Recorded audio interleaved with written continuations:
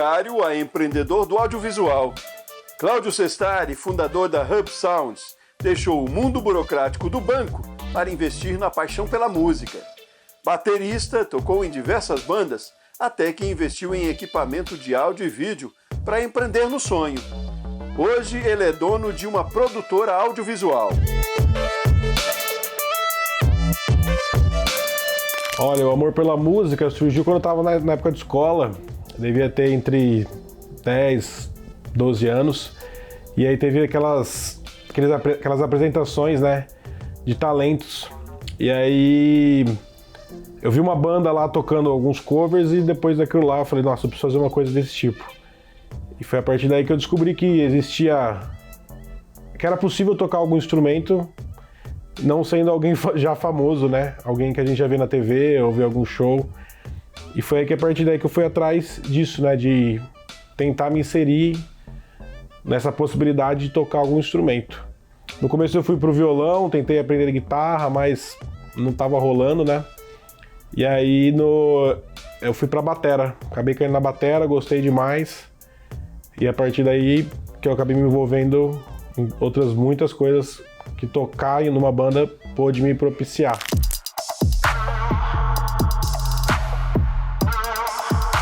Bom, para aprender bateria no começo eu tentei fazer aula, né? Só que eu meio que adolescente, impaciente, não queria saber de estudar os rudimentos, queria já tentar estar numa banda e foi meio que no instinto de ouvir e tentar imitar. Acabou saindo, né, na marra, claro que muito mais tempo do que se eu tivesse estudado mesmo. E aí até que o dinheiro que eu investiria em aulas, eu investi em comprar uma bateria, que nos anos 2000, tanto quanto hoje, era muito caro, né?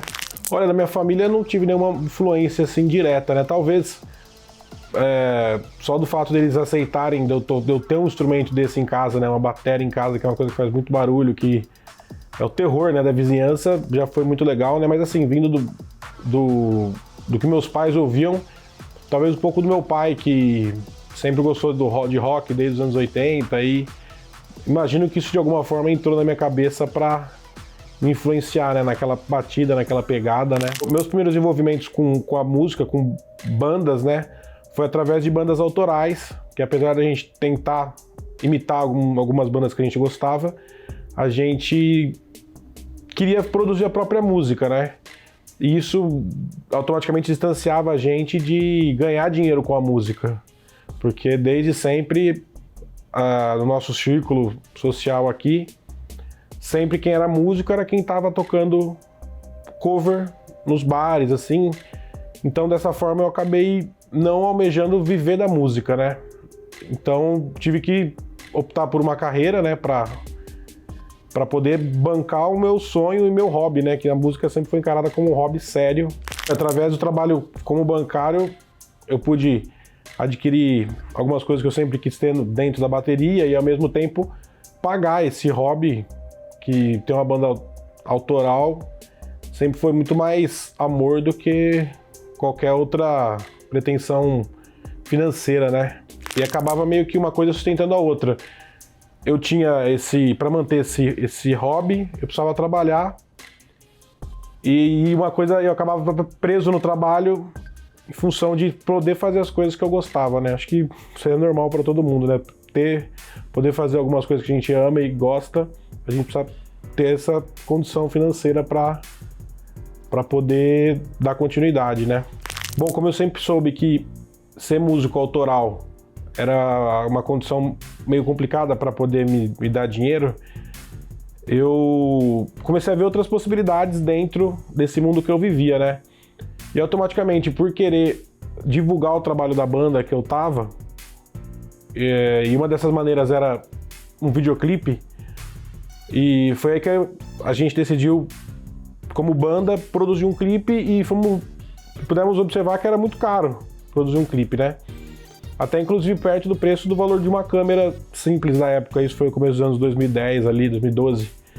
Nisso que eu optei por comprar uma câmera. Comprei uma câmera fotográfica que fazia vídeo, simples assim, e fizemos nosso primeiro clipe, com a ajuda dos amigos, das namoradas. E o primeiro clipe saiu, e foi um resultado bem legal na cena ali aqui da cidade, outras bandas vieram me procurar para ter um material desse tipo, e assim eu fui me inserindo no vídeo. E pude ver que ali era uma possibilidade mais fácil de eu poder ser remunerado. E o que me vislumbrou a realmente deixar a profissão de bancário para tentar viver de uma coisa que eu realmente gostava e que estava muito mais ligado com a minha essência, assim, né?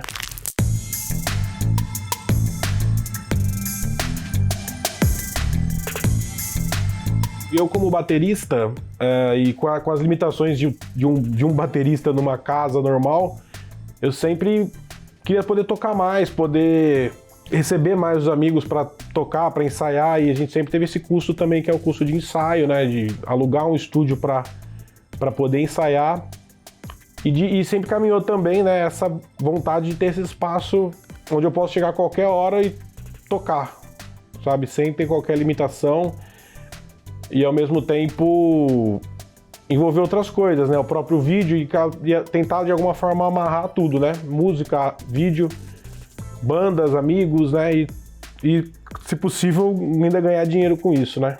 Já com uma câmera eu ainda trabalhava em banco, né, e desde o primeiro dia do banco eu fui sempre poupando algum dinheiro dentro do possível, porque eu sabia que não era ali que eu queria estar, né, eu tava ali realmente para ganhar um dinheiro e para sustentar minhas paixões, né. E aí foi que após 5 anos e uma possibilidade de sair do banco, foi que eu fui desligado e fui tentar viver do vídeo, né? Os primeiros passos foi tentar me envolver com quem eu conhecia já com vídeo, de amigos que faziam, e naturalmente eram aquelas funções mais comuns de quem trabalha com vídeo, que é filmar evento, casamento, né, aniversário. E automaticamente eu fui me envolvendo também com a edição do vídeo, captação, edição, posteriormente finalização, e também outras áreas, que é a produção, enfim, todo o processo ali da produção de um vídeo. Em paralelo, tocando com a banda e almejando essa possibilidade de ter um estúdio de ensaio e que me propiciasse outras coisas, né? Enfim, com o andar dos anos ali, a gente foi meio que em parceria sempre com outros amigos que trabalhavam na área do vídeo, até que em 2015 foi que, junto com a banda, a gente conseguiu montar esse primeiro estúdio, mas com o tempo a galera foi se desvinculando dele e ele foi ficando com mais cara do meu negócio, né? E foi me propiciando aplicar os meus conhecimentos de vídeo e conseguir oferecer ainda mais serviços, né? Você está habituado a receber todo mês uma certa data ali, depois você não tem mais isso. Você tem que se programar para poder receber um montante que talvez ele não venha depois, ou talvez ele venha maior num outro período, porém você tem que estar sempre se planejando ali para que você não acabe com sua reserva, né?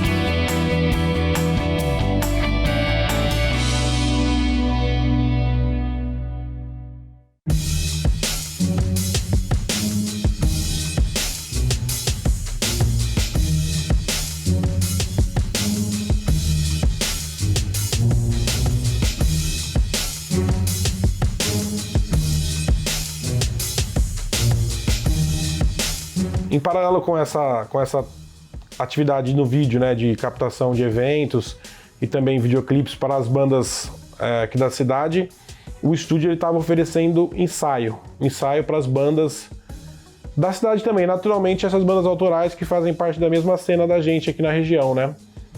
Mas o estúdio ele acabou crescendo, né? Ele acabou envolvendo o trabalho da banda com o meu trabalho como filmmaker, até que é o ponto que ele começou a tomar uma proporção maior, né? de conseguir se estruturar com, além do equipamento de vídeo, equipamento de áudio, o que nos possibilitou uma nova atividade, que era a locação. Então a gente aluga amplificadores, alguns acessórios de áudio, também tem câmeras, lentes, luzes, iluminação, que foi mais um serviço agregado ali para que a coisa continuasse a girar, né?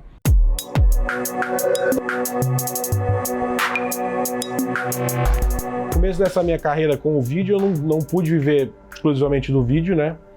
Apesar do negócio já estar girando, acabei tendo que trabalhar em outras empresas, em outros trabalhos, assim, longe do que eu queria como paixão para mim, porém, para continuar girando ali aquela verba para sustentar o sonho em si, né? Mas assim, de 10 anos para cá, nunca eu me desliguei do vídeo, nem da atividade como estúdio, e sempre trabalhando para que a coisa fosse se acentuando, né? Até a gente chegar no ponto de hoje, qual eu posso viver do estúdio, viver da música, viver do vídeo, né? Como produtor, como músico. E no decorrer dos anos, né, a partir de 2015, quando a gente já estava estabelecido nesse lugar, a gente, naturalmente, como banda, a gente queria produzir os próprios eventos. Além de, como profissional da música, era difícil a gente se envolver estando numa banda autoral, a gente também não tinha lugar para tocar, né, como banda autoral. Foi aí que a gente começou a produzir os próprios eventos, e nessa época ele acontecia no local que era o estúdio. Na verdade era um complexo com várias salas, e a gente fazia o evento na área externa e o estúdio era dentro, era uma sala dentro do complexo ali. E essa foi uma outra atividade que a gente pôde oferecer aqui, né? De ceder o espaço para quem quisesse organizar um evento e também a gente mesmo organizar, né? O que, consequentemente, acabou ampliando o meu alcance com o vídeo, porque a gente acaba se envolvendo com mais bandas, com mais pessoas, né? E também fomentando aqui, de alguma forma, as atividades aqui na cidade para esse mesmo nicho de bandas que sempre foi carente de onde tocar, né? E a produção do evento, ela também seria mais um serviço agregado, né? Como fonte de renda do espaço, com a venda de bebidas, de alimentação, às vezes até algum material de merchandising próprio, como camiseta, boné.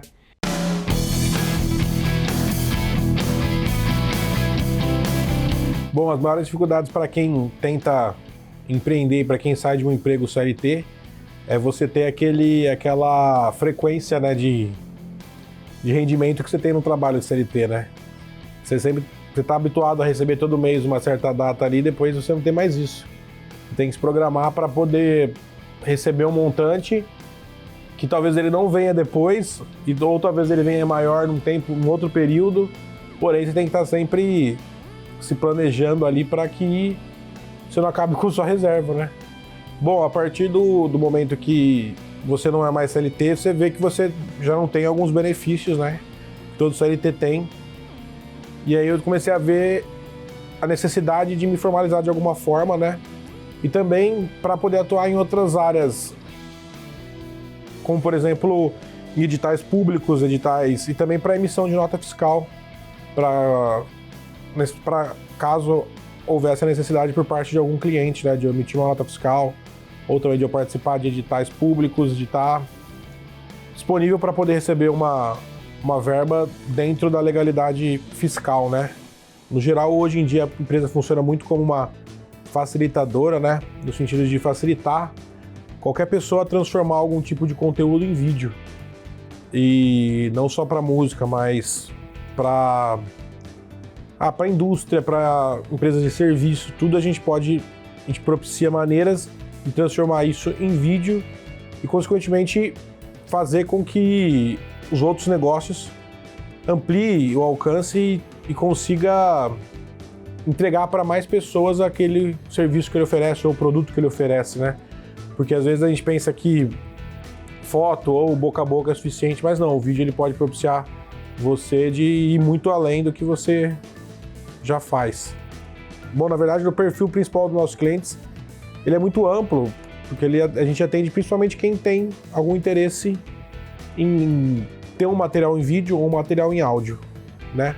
Então, a gente não tem muito claro uma idade específica, porque tem desde adolescentes até pessoal já acima da faixa dos 40, 50 anos, que estão envolvidos de alguma forma com música ou com o próprio negócio, o qual necessita de um vídeo, né? A precificação, ela é baseada, antes de tudo, no custo, né? Porque a gente tem, querendo ou não, qualquer coisa que a gente faz gera um custo. A roupa que a gente está vestindo, o equipamento que a gente está operando, o piso que a gente está pisando dentro do nosso espaço aqui, tudo tem um custo. Então, dessa forma, antes de gerar um orçamento, a gente tem que pensar em tudo isso, né? Na energia elétrica que está sendo utilizada aqui, no tempo que a gente está tomando para fazer alguma coisa, né? Então, dessa forma, o preço ele vai muito mais além do cachê do nosso como operador de áudio, de vídeo, mas também como todos os periféricos que são envolvidos nessa produção, né? Por exemplo, a locação de um equipamento, mas o equipamento seja nosso, a gente considera ele como um equipamento alugado, porque ele está sendo qualquer apertada numa tecla de computador ou de câmera, isso já está sendo gerado um custo, né? Porque teve um custo para adquirir aquele equipamento, há um custo de manutenção desse equipamento, né? Então, a gente parte daí, né? E depois, claro, a gente leva em consideração outros preços do mercado, para também não ficar muito discrepante a nosso orçamento, mas assim, sempre tentando ser coerente com nossos custos, né?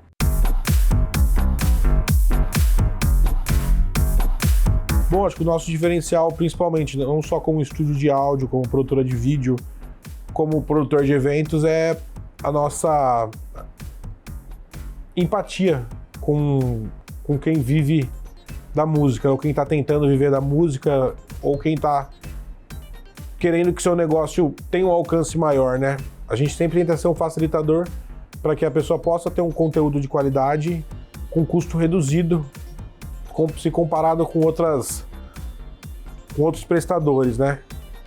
Dessa forma, a gente sempre tenta entender qual o orçamento que a pessoa tem e o que a gente pode oferecer dentro dele, né? Não só já chegar com o valor cheio e se a pessoa não pode pagar, ela que vai procurar outro lugar, não. A gente tem que entender quanto que a pessoa tem à disposição disso, se ela necessita de uma facilidade de pagamento, isso é um nosso diferencial. E também a gente procura valorizar as ideias, né? Por mais simples que possa parecer uma ideia, ela pode se tornar uma coisa maior, que vai trazer benefícios não só para a gente, como também para o cliente, e consequentemente esse cliente ele vai poder oferecer uma condição melhor de pagamento no futuro. Então a gente tenta se pôr no lugar de quem está às vezes com uma dificuldade para ter um material e ser esse facilitador, né? E outro diferencial legal é que, como a gente já vem do mundo de bandas, né? Esse mundo de música, como músico, a gente sabe o quanto é difícil uma banda gerar esse conteúdo, então a gente tenta, claro, na medida do possível, poder atender diversos nichos de mercado, né? Bom, no geral, o atendimento ele é sempre personalizado, né? A gente não tem como tornar genérico esse atendimento, pelo menos por enquanto, porque cada cliente tem uma demanda, por mais que você fale, fazer vídeo é fazer vídeo, porém, esse vídeo pode ter uma variação imensa de pessoa para pessoa, de cliente para cliente, de serviço para serviço. Então, dessa forma, a gente precisa entender um pouco qual a necessidade do cliente, o que ele pensa em alcançar com esse material, né? Não só de vídeo, mas como de áudio e também pensando na produção de eventos, né? Um dos maiores custos que a gente tem hoje em dia é o aluguel, né? Para a gente ter um espaço físico e que esse espaço físico ele é necessário, pelo menos por hora, para a gente continuar oferecendo o serviço como sala de ensaio, como estúdio de vídeo e ter sempre esse espaço à disposição. Então é muito interessante a gente ter esse espaço fixo para poder gerar sempre esse atendimento. E outros custos altos sempre são, pensando em equipamento eletrônico, de áudio, de vídeo, é a manutenção desses equipamentos, né? Então, muitas vezes tem equipamento que dá problema que o valor, às vezes, da manutenção é muito perto do custo do equipamento, né?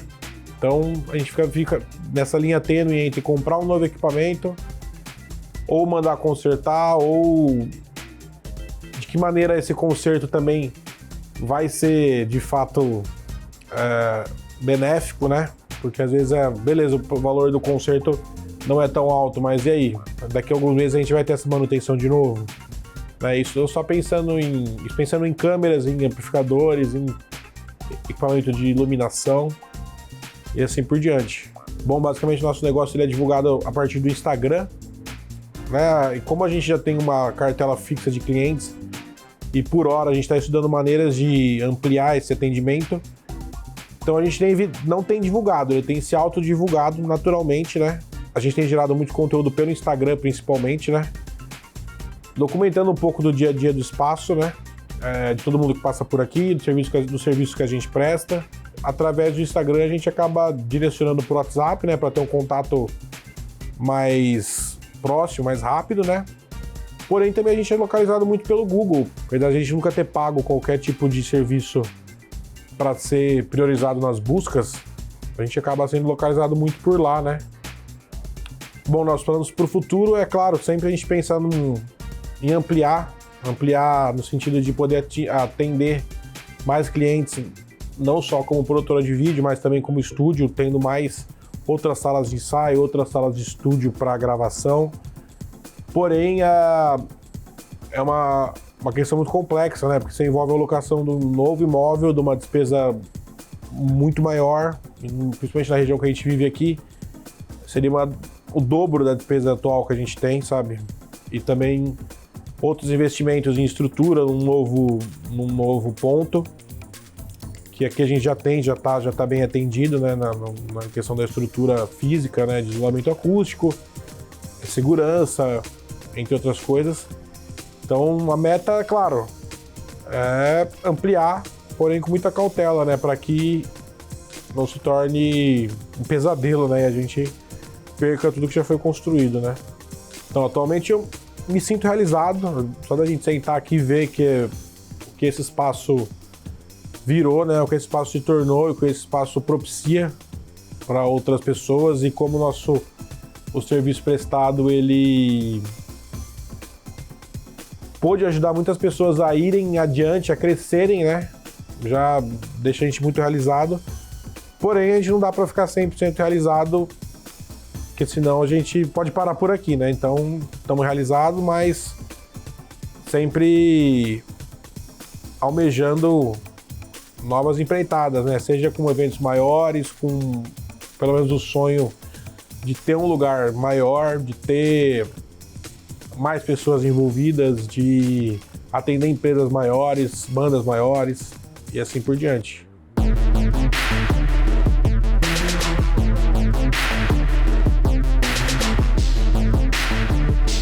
O primeiro passo para você alcançar alguma coisa é você acreditar naquilo lá, né? A gente não vai chegar nunca em algum lugar se a gente não acreditar. E o primeiro passo acho que é acreditar. Todo mundo sabe as dificuldades que tem. Não dá para falar que tudo depende só da sua força de vontade, porque a gente sabe que não é assim. Foram 5 anos de um trabalho que eu não gostava e 5 anos pensando que eu precisava sair. Porém, a gente sabe de histórias de pessoas que vêm 20, 30 anos para poder ter essa segurança de que vai deixar uma carreira para tentar a sorte entre aspas, né? Tentar o próprio negócio.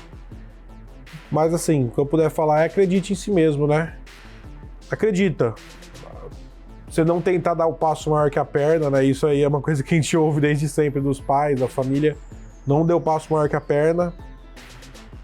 Claro, às vezes isso pode ser a solução para sua vida mudar, para o seu negócio crescer muito. Porém, talvez não seja para todos, né? Pode dar certo para alguns, sim, mas não para todos.